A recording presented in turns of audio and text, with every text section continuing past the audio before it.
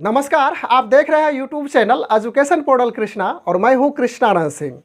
बिहार शिक्षक नियोजन से संबंधित काउंसलिंग की प्रक्रियाएं चल रही है।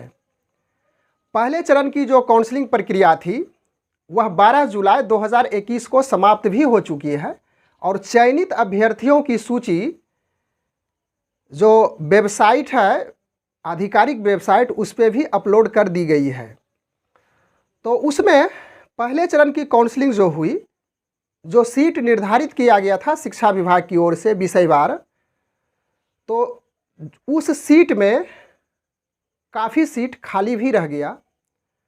और क्यों खाली रह गया, इसे हम लोग पिछले वीडियो में चर्चा कर भी चुके थे।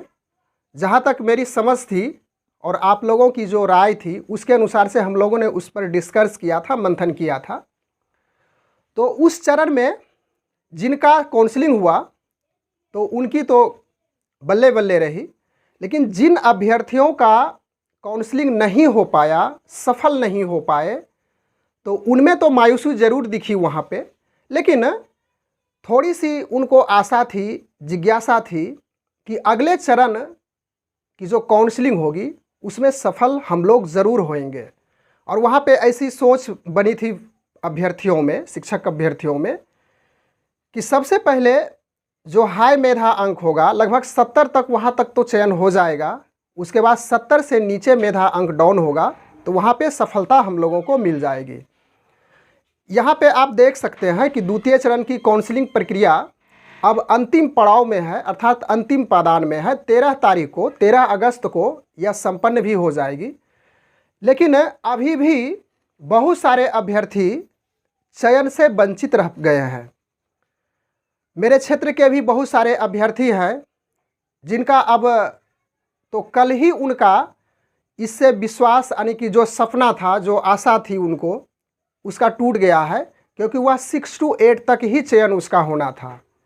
तो अब तो इस चरण में, अर्थात जो काउंसलिंग की चल रही है प्रक्रिया, यानी कि यह जो चरण कहा जाए, छठा चरण, उसमें तो उनका सपना टूट ही चुका है।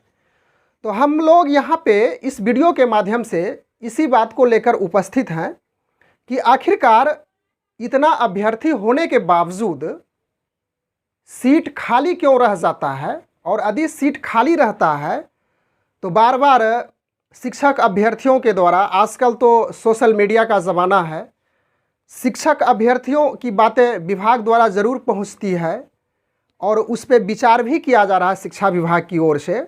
पिछले दिन आप लोग पत्र के, यानी समाचार पत्र के माध्यम से देखे भी होंगे कि अभ्यर्थियों की डिमांड थी, अभ्यर्थियों की मांग थी कि जो पुरुष अभ्यर्थी है वह महिला अभ्यर्थी, यानी जो सीट खाली रह जाती है उस पर उसका सिलेक्शन होना चाहिए। क्योंकि बहुत सारे यहाँ पे कंडीशन इस तरह से है कि जो महिला अभ्यर्थी है वह पुरुष अभ्यर्थी का सीट यदि वैकेंट रहता है तो वहाँ पे उसका चयन किया जा रहा है नियमतः। और इसी वजह से यहाँ पे डिमांड किया गया था कि जो महिला अभ्यर्थी का सीट जहाँ पे है उस पे पुरुष अभ्यर्थी का काउंसलिंग होना चाहिए, चयन होना चाहिए। जो समाचार पत्र है उसके माध्यम से इसकी जानकारी हम लोगों को मिली कि इस पे जो शिक्षा विभाग है विचार कर रही है कि आखिरकार इतना सीट खाली रहता है तो उसको फुलफिल किस प्रकार से किया जाए। तो कुछ और भी मेरे पास पेपर का ही कटिंग का यह आंकड़ा है, इसे मैं थोड़ा सा हम लोग सभी लोग मिल करके समझने का प्रयास करते हैं कि यह नौबतपुर प्रखंड नियोजन इकाई और पुनपुन प्रखंड नियोजन इकाई का एक आंकड़ा है। यहाँ पे कुल पद 37 था, जिसमें चयन 10 का हुआ और खाली रह गया 27 सीट। यह 6 to 8 क्लास के लिए था, 9/8/2021 में जो हुई काउंसलिंग। तो मेधा सूची में शामिल अभ्यर्थी था, यानी कि फॉर्म भरा वहाँ पे 643, जबकि काउंसलिंग में पहुँचे मात्र 16 स्टूडेंट। तो आप इस पे तर्क ज़रूर कीजिएगा, कमेंट के माध्यम से हमें जानकारी दीजिएगा, और हमें जब जानकारी दीजिएगा तो लोगों तक भी यह जानकारी जाएगी जो आपका कमेंट होगा कि 643 आखिरकार अभ्यर्थियों ने फॉर्म भरा, लेकिन काउंसलिंग में पहुँचा 16 ही अभ्यर्थी। उसके बाद और आगे बात कर लेते हैं। हिंदी में 4 पद था और मेधा सूची में 21 अभ्यर्थी थे, यानी कि 21 अभ्यर्थी का मेधा सूची बनाया गया था और कुल पदों की संख्या 4 थी हिंदी के लिए, हिंदी सब्जेक्ट के लिए 6 to 8 का। और अभ्यर्थी आया कितना? 0 अभ्यर्थी आया। तो ऐसा क्यों हुआ? क्या इस 4 पद के लिए 21 अभ्यर्थी को, निश्चित रूप से इसमें से 4 अभ्यर्थी को तो आना ही आना था, लेकिन वहाँ पे पहुँचा 0 अभ्यर्थी और वह सीट जो कि नौबतपुर प्रखंड नियोजन इकाई था हिंदी के लिए खाली रह गया। उसके बाद आगे बात करते हैं उर्दू के लिए। इसमें 5 पद का चयन होना था शिक्षक का। मेधा सूची में 0 अभ्यर्थी था। यह भी एक आश्चर्य की बात है कि नौबतपुर प्रखंड में उर्दू के लिए कोई भी अभ्यर्थी ने आवेदन को वहाँ पे नहीं डाला था, तो चयन तो निश्चित रूप से 0 होगा। तो हिंदी और उर्दू नौबतपुर प्रखंड में सीट खाली रह गया। अब संस्कृत यहाँ पे है, 16 पद था, 16 का चुनाव होना था और चयन मात्र 2 का ही हो पाया। और इसी प्रकार से पुनपुन प्रखंड नियोजन इकाई का हिंदी के लिए 8 पद था और 2 का ही चयन हो पाया। उसके बाद जो सीटें थी वह खाली रह गई। तो यह तो हम लोग नौबतपुर प्रखंड और पुनपुन प्रखंड नियोजन इकाई 2 की चर्चा किए।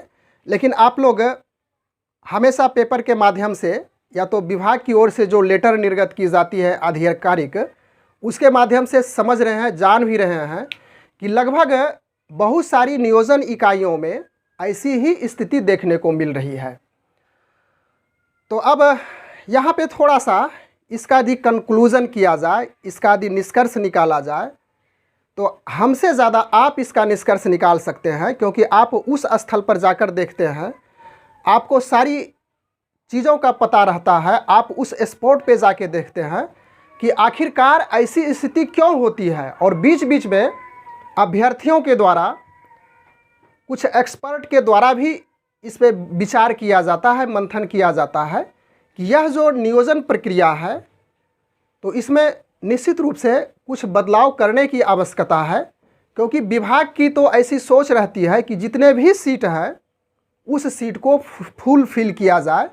उनकी ऐसी सोच कभी नहीं रहती होगी कि जो सीट है उस सीट में खाली ही रह जाए। बहुत परेशानियां होती है विभाग को, काफ़ी उसको अरेंजमेंट करना पड़ता है, काफ़ी कर्मियों की आवश्यकता होती है, पंचायत से लेकर प्रखंड तक, प्रखंड से लेकर जिला तक। उसके बाद आप आगे भी बढ़ सकते हैं, शिक्षा विभाग का जहाँ पे कार्यालय है वहाँ तक सभी लोग इसी में व्यस्त रहते हैं। तो निश्चित रूप से जब अगले नियोजन की प्रक्रिया होगी तो ज़रूर शिक्षा विभाग की ओर से इस प्रक्रिया में ज़रूर कुछ न कुछ सुधार किया जाएगा, जो कि सीट खाली ना रहे। तो इन्हीं शब्दों के साथ और विशेष आप लोग काफ़ी समझदार हैं, सारी बातों को समझ रहे हैं, और क्या इसमें बदलाव लाया जा सकता है, क्या परिवर्तन किया जा सकता है, निश्चित रूप से हमें आप कमेंट द्वारा इसकी जानकारी देंगे। और उसी कमेंट के ज़रिए से आपका जो कमेंट होगा उसे और लोगों तक भी पहुंचने का एक माध्यम होता है इस चैनल के माध्यम से। Thanks for watching, good bye.